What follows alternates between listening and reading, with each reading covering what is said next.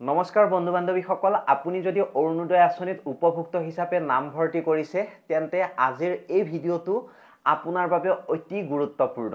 কাৰণ আপোনালোকক মই ভিডিঅ'টো আৰম্ভ কৰাৰ আগতে জনাব বিচাৰিছোঁ, যিসকল ব্যক্তিয়ে অৰুণোদয় আঁচনিত এতিয়াও নাম ভৰ্তি কৰা নাই আৰু যিসকল ব্যক্তিয়ে নাম ভৰ্তি কৰি 2-3 মাহৰ পইচা লাভ কৰা নাই তেওঁলোকৰ বাবে এই ভিডিঅ'টো অত্যন্ত প্ৰয়োজন। কাৰণ আপোনালোকৰ বাবে মই যেতিয়াই নেকি আপোনালোকৰ অসুবিধা আহি পৰে অৰুণোদয় আঁচনিক লৈ বা কিবা নতুন ইনফৰমেশ্যন আহি পৰে তেতিয়াই মই আপোনালোকক ভিডিঅ' বনাই জনাবলৈ চেষ্টা কৰোঁ। কাৰণ যিহেতু এই চেনেলত কোৱালিটিৰ সৈতে ভিডিঅ' আপলোড কৰা হয় আপোনালোকে নিশ্চয় জানে। গতিকে আহক মই আৰম্ভ কৰিছোঁ সুন্দৰকৈ আপোনালোকৰ বাবে কি নতুন গুৰুত্বপূৰ্ণ ইনফৰমেশ্যন আহি পৰিছে।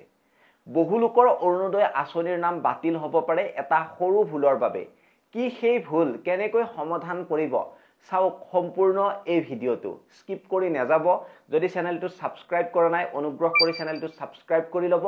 আৰু যিসকলে আমাৰ ফেচবুক পেজত চাই আছে এই ভিডিঅ'টো, আমাৰ যিটো পেজ আছে পেজটো ফ'ল' কৰি ল'ব। এইটোৱে আপোনালোকৰ পৰা বিচাৰোঁ, কাৰণ মই আপোনালোকৰ পৰা বিশেষ নিবিচাৰোঁ।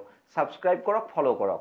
14 জুলাই 2025 তাৰিখে অসম চৰকাৰৰ এখন DLMCৰ সভাত দেখা গৈছে যে বহু অৰুণোদয় উপভোক্তাৰ আধাৰ নম্বৰ ভুল, অৰ্থাৎ ইনভেলিড আধাৰ। আপোনালোকে জানে, যিসকলে বুজি পায়, মানে আধাৰ নম্বৰটো ভুল বুলি বহুতৰে আহিছে।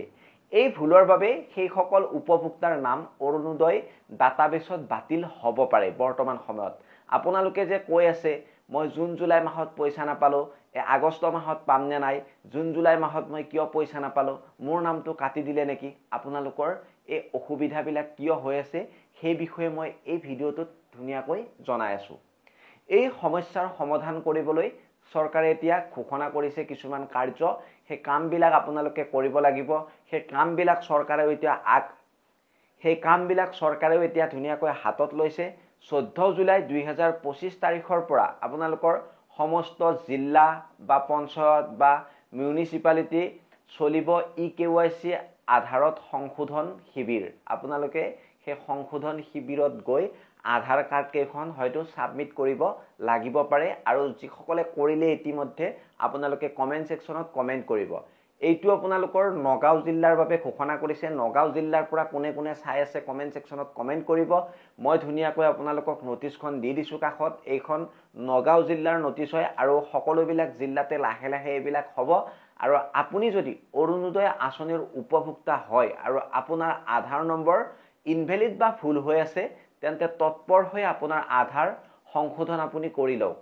আপোনাৰ যি গাঁও পঞ্চায়ত, ব্লক বা মিউনিচিপালিটিৰ কাৰ্যালয় সেইবিলাকত আপোনালোকে যাওক, তাতে ধুনীয়াকৈ আপোনালোকক কৰি দিব।